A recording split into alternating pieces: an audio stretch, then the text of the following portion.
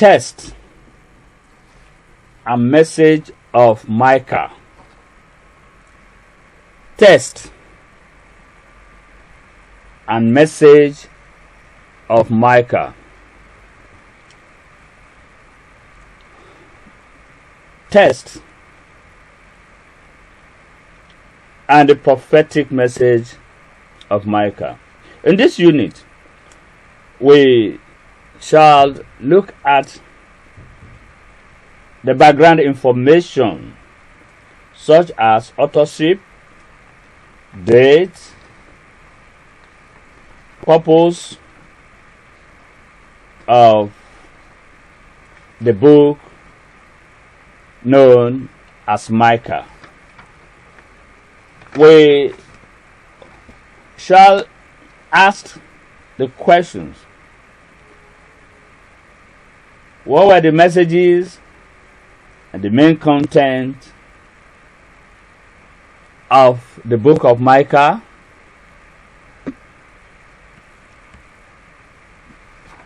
We shall give a brief outline to show the structure of the book,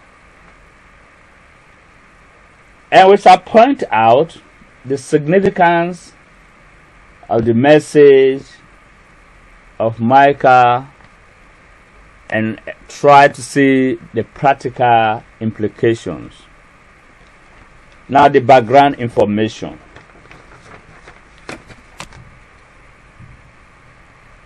Authorship. Micah 1:1. The word of the Lord that came to Micah the Morastite in the days of Jotham, Ahaz, and Hezekiah, kings of Judah, which he saw concerning Samaria and Jerusalem. The word of the Lord that came to Micah the Morastite, Morastite,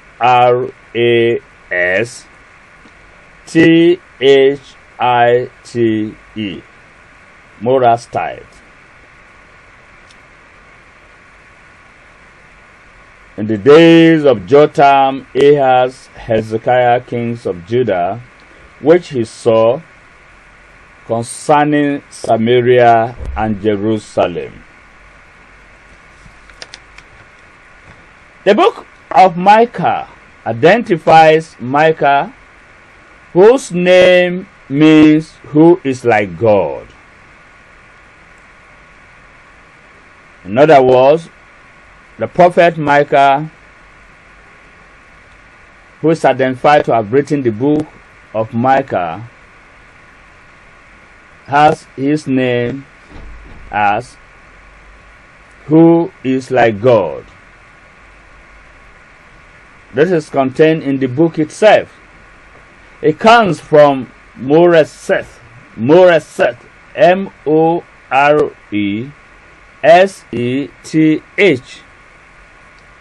This is found in Micah chapter 1, verse 1. It is a little village 25 miles southwest of Jerusalem on the border of Judah and Philistia, near the city of Gath.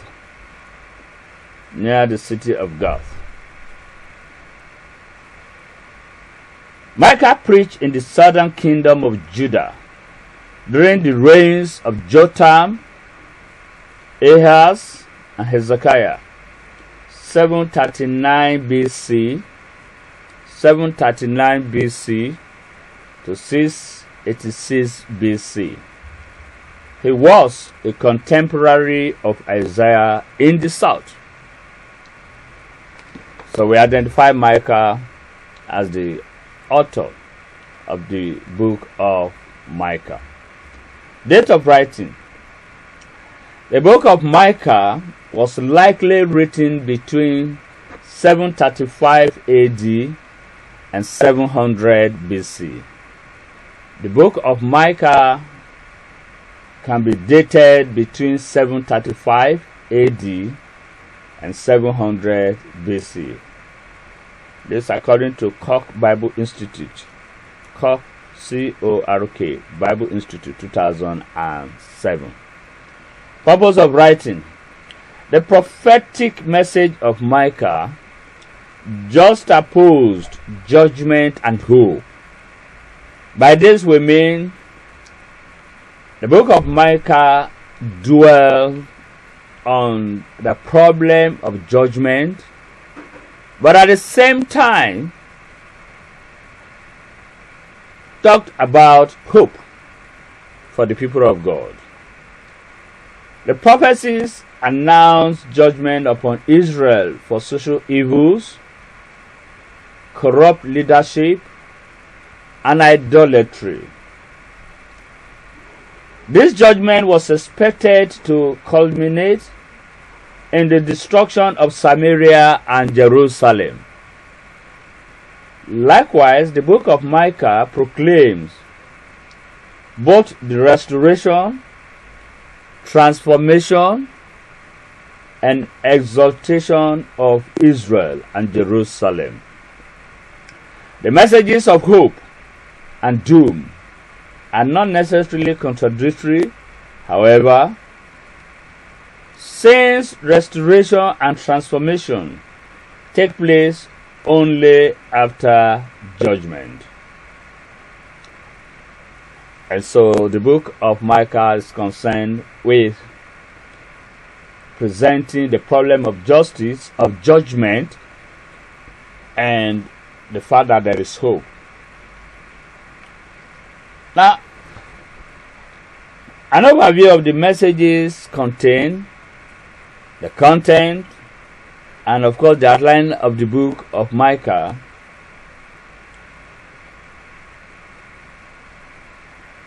will indicate the following.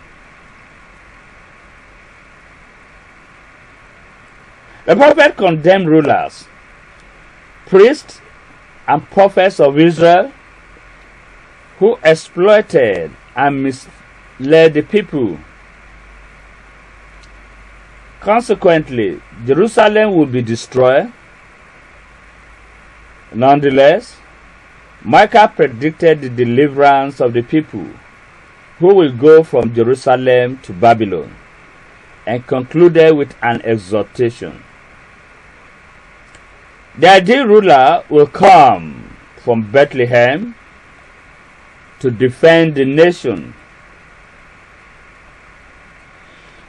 And the prophet proclaims the triumph of the remnant of Jacob and foresees a day when Jehovah will purge the nation of idolatry and reliance on military might. The prophet sets forth a powerful and concise summary of Jehovah's requirement for justice and loyalty. For justice and loyalty. For justice and loyalty. And announces judgment upon those who have followed the ways of Omri and Ahab. The book closes with a prophetic sermon comprising elements of a lament. Now let's look at the outline. An outline of the book of Micah will look like this. 1. Judgment for sin, as contained in chapter 1 and chapter 2. Judgment for sin. Within that segment, we'll find judgment in chapter 1. We'll find issues relating to false prophets in chapter 2. Now the second segment, judgment and salvation, chapter 3 through 5. Here we have the issues as follows. Leaders condemned, chapter 3. Kingdom of God discussed, chapter 4. Deliverer from Bethlehem presented in chapter 5. The third division or segment in the book of Micah is what we may call covenant controversy. Covenant controversy. We find this in chapter 6 and 7. Chapter 6 talked about Israel's guilt, and chapter 7 presented the issue of hope for Israel. What is the significance of the message of Micah and its practical relevance? 1. Expect sinners to sin. In other words, it is the most natural thing for sinners to continue to sin. Believers and fearers of God should not be offended when someone sins against them. Secondly, we should extend a caring arm to people whose sin makes them unbearable. In other words, we should not hate the sinner. We should hate the sin, but care and so concern for the sinner. So pray that your fellow Christians will stand strong in their difficult circumstances, especially under the pressure and offenses that come from a sinful world. In this unit, we have talked about the author of the book of Micah, and we said the book itself in chapter 1 verse 1 mentioned Micah the Morasite from the village of Moresit, a village very close to Jerusalem, about 25 miles southwest, on the border of Judah and Philistia near the city of Gath. We said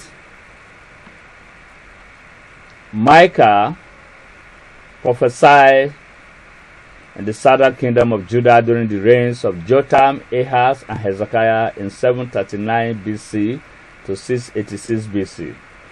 His purpose of writing was to present judgment and hope to Israel. His message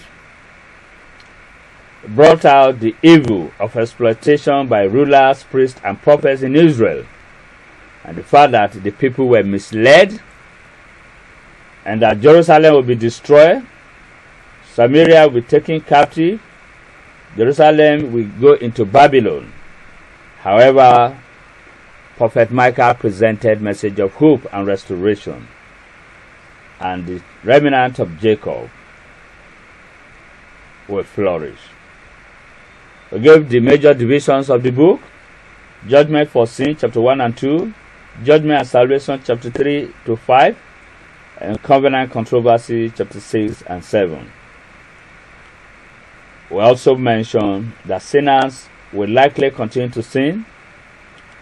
Believers and fearers of God should not be offended, but should pray to uphold fellow Christians who may be in difficult situations as a result of the sinful world.